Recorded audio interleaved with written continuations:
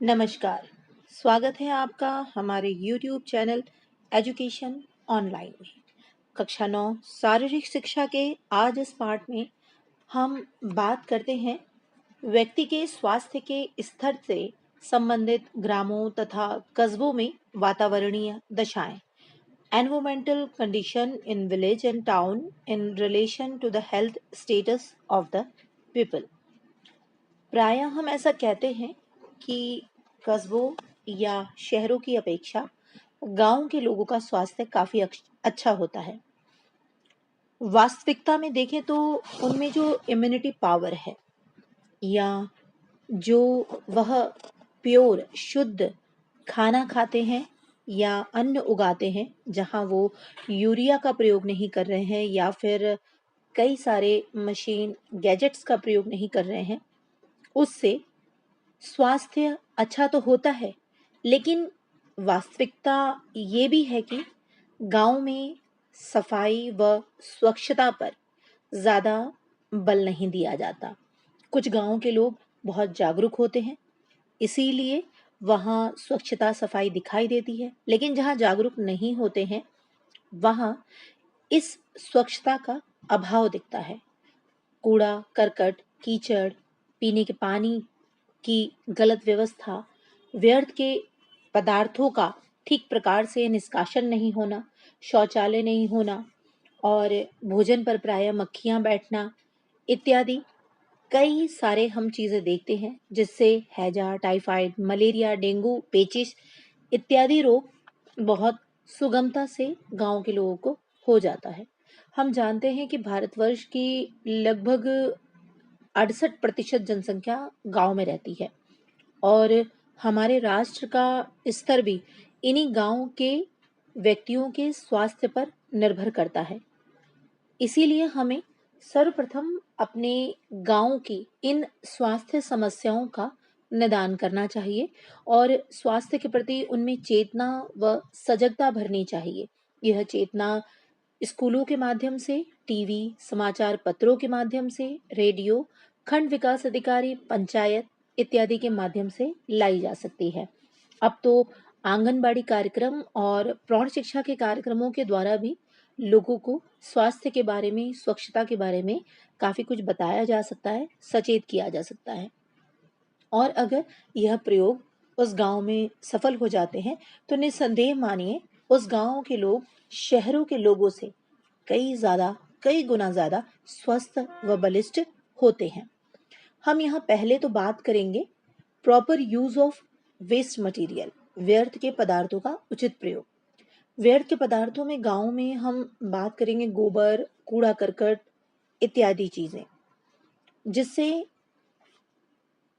जो कुछ निकल रहा है वेस्ट प्रोडक्ट, अगर उनको हम सही तरीके से प्रबंधन करके उसका कंपोस्ट इत्यादि बना करके, खाद इत्यादि बना करके या फिर गोबर गैस इत्यादि बना करके प्रयोग करें, तो इससे क्या होगा, जो वेस्ट प्रोडक्ट है, व्यर्थ के पदार्थ हैं, उनका उचित प्रबंधन भी हो जाएगा और यह जो व्यर्थ के पदार्थ है वो कहीं खुले में जाकर अन्य प्रकार की बीमारियां भी नहीं फैला पाएंगे।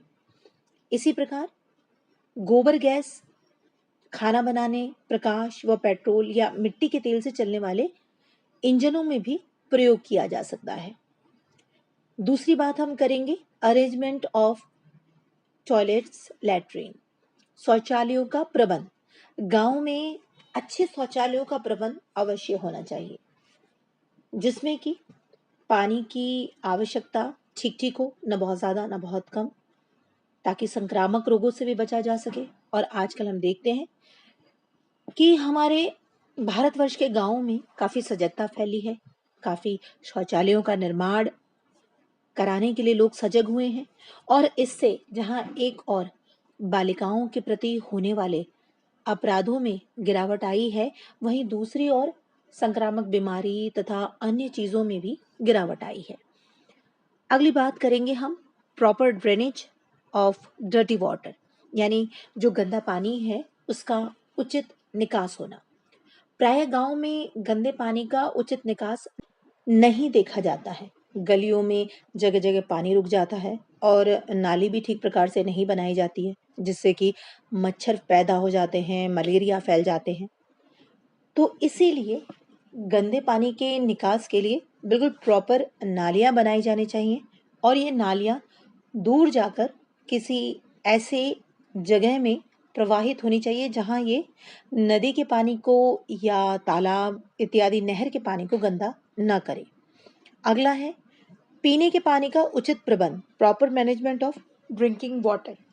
अधिकतर गांव में पीने के पानी के लिए कुओं का, तालाबों का, नहरों का, नदी का प्रयोग किया जाता है और कई बार खुले में यह होने के कारण इसमें कई कीटाणु भी पैदा हो जाते हैं, जैसे बारिश के दिनों में या और दिनों में, और उससे पेचिस, डिसेंट्री जैसी बीमारियां भी हो जाती हैं। तो इन पानी को रोगमुक्त करने के लिए समय-समय पर पोटेशियम परमैंगनेट लाल दवाई डालते रहना चाहिए। क्लोरीन गैस का प्रयोग भी किया जा सकता है, जिससे कि टाइफाइड तथा डिसेंट्री के कीटाणु, पेचिस के कीटाणु भी मारे जाएं और कुओं, नहरें, तालाबों, नदियों में खुले में ही जहाँ पानी लेने के लिए लोग आते हों, वहाँ कपड़े धोने तथा शौच करने इत्यादि का प्रबंध नहीं होना चाहिए, जिससे कि पानी जो है साफ हो सके और स्वास्थ्य के लिए हानिकारक ना हो। अगला है हेल्थफुल हाउसिंग यानी स्वस्थ घर। घर एक ऐसी जगह होती है जहाँ पर बच्चों का अधिक से अधिक समय बीतता है, अतः घर पूर्ण रूप से हवादार होने चाहिए, यानी प्रॉपर वेंटिलेशन होनी चाहिए, खिड़कियां, दरवाजे आमने सामने होने चाहिए। घर में रसोई, स्टोर, सोने का कमरा इत्यादि आर्थिक स्थिति के अनुसार अलग अलग होने चाहिए।